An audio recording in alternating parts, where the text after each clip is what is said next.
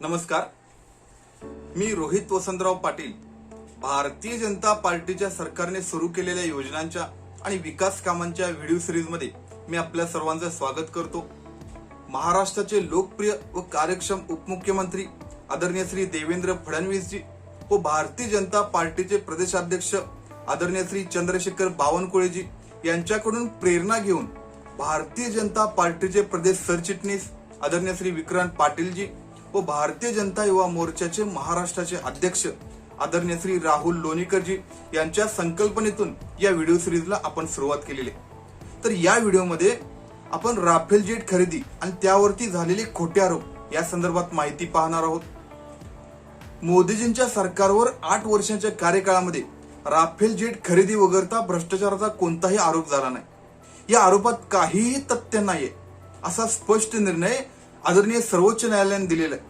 शिवाय याबाबत फेरसुनावणी घेण्याच्या असंख्य याचिका देखील सर्वोच्च न्यायालयाने फेटाळलेल्या आपल्याला पाहायला मिळत आहे. यामुळे या विषयाची चर्चा करण्याचं खरं तर कारणच नाही, पण सर्वसामान्य व्यक्तीच्या मनामध्ये काहीही शंका राहू नये म्हणून आज या व्हिडिओमध्ये याची आपण माहिती पाहत आहोत. वायुदलाच्या मागणीनुसार MRCF पद्धतीच्या विमानांसाठी प्रस्ताव पाठवण्याची विनंती 2007 साली प्रकाशित करण्यात आली होती. याला अनुसरून आलेल्या 6 प्रस्तावांची वायुदलाकडून तपासणी करण्यात आली. 2011 साली वायुदलाने 2 प्रस्ताव स्वीकारून अन्य 4 प्रस्ताव नाकारले. त्यानंतर जानेवारी 2012 मध्ये राफेल विमान घेण्याचे निश्चित करण्यात आले आणि किमतीविषयी वाटाघाटी सुरू करण्यात आल्या. फेब्रुवारी 2014 मध्ये तत्कालीन रक्षामंत्री AK अँटोनीजी यांनी सांगितले की राफेल विमानाची लाईफ सायकल कॉस्ट तपासली जात आहे आणि आर्थिक तरतूद नसल्याने 2013-14 मध्ये ही विमाने खरेदी केली जाऊ शकत नाही. थोडक्यात 2014 मध्ये देखील या राफेल विमानांची किंमत काँग्रेस सरकारने ठरवलेली नव्हती. UPA सरकारने दिलेल्या प्रस्तावानुसार हा व्यवहार 126 लढाऊ विमानांसाठीचा होता. त्यातील 18 राफेल विमाने पूर्ण तयार असलेली येणार होती, तर उरलेली 108 विमाने हिंदुस्तान एरोनॉटिक्स लिमिटेड या शासकीय मालकीच्या कारखान्यात तयार केली जाणार होती. 2014 मध्ये UPA सरकार जाऊन मोदीजींचं सरकार देशावरती आलं. मोदीजींनी देशाच्या शस्त्रसज्जतेच्या तिन्ही सैन्य दलांच्या प्रमुखांबरोबर आढावा घेतला. त्यावेळी वायुदलातील आधुनिक विमानांची अत्यंत तातडीने आवश्यकता असताना देखील UPA सरकारच्या कार्यकाळामध्ये 2007 ते 2014 एवढ्या प्रदीर्घ काळामध्ये त्याबाबत काहीही निर्णय होऊ शकला नाही. ही गोष्ट त्यांना अवगत करून देण्यात आली. त्यानंतर मोदीजींनी निर्णय प्रक्रियेचा वेग वाढवला. दरम्यानच्या काळात एप्रिल 2015 मध्ये मोदीजी फ्रान्सच्या अधिकृत भेटीवरती गेले होते. त्यावेळी फ्रान्सचे प्रेसिडेंट हॉलंड यांच्याबरोबर चर्चा होऊन लांबलेला राफेल खरेदीचा व्यवहार पूर्ण करण्याचे ठरवले. जून 2015 मध्ये UPA सरकारने दिलेली 126 विमानांची ऑर्डर मागे घेण्यात आली. वायुदलाच्या अधिकाऱ्यांनी राफेल बनवणाऱ्या कंपनी बरोबर वाटाघाटी करून ऑर्डर दुरुस्त केली. वायुदलाला हव्या असलेल्या सुधारित आयुधासहितच्या 36 राफेल विमानांच्या खरेदीचा करार विहित पद्धतीने करण्यात आला.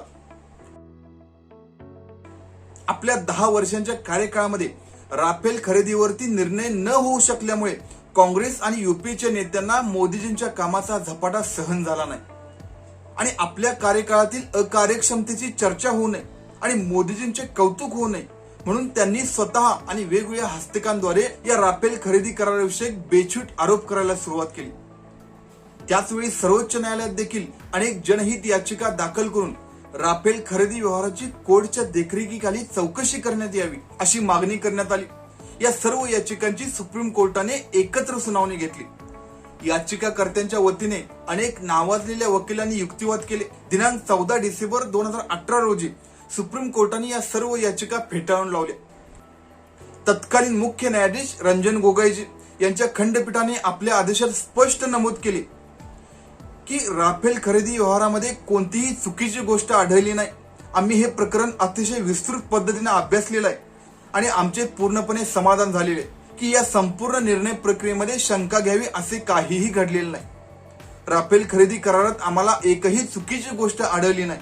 सर्वोच्च न्यायालयाच्या एवढ्या स्पष्ट निकालानंतरही मोदीजी फोबिया झालेल्या काही वकिलांचे आणि भाजपमधून बाहेर पडलेल्या नाराज नेत्यांचे समाधान झाले नाही. त्यामुळे प्रशांत भूषणजी, अरुण शौरीजी, यशवंत सिन्हाजी यासारख्या अनेक नेत्यांनी सुप्रीम कोर्टापुढे फेरविचार अर्ज दाखल केले, म्हणजे रिव्ह्यू पिटिशन दाखल केली.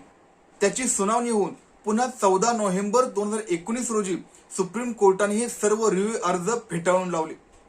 मुख्य न्यायाधीश रंजन गोगोईजी, न्यायमूर्ती एस के कौलजी, न्यायमूर्ती के एम जोसेफजी यांनी लिहिले की प्रकरण शासनाकडे बरेच वर्ष रेंगाळलेल्या कंत्राटाविषयक आहे, हे विसरून चालणार नाही.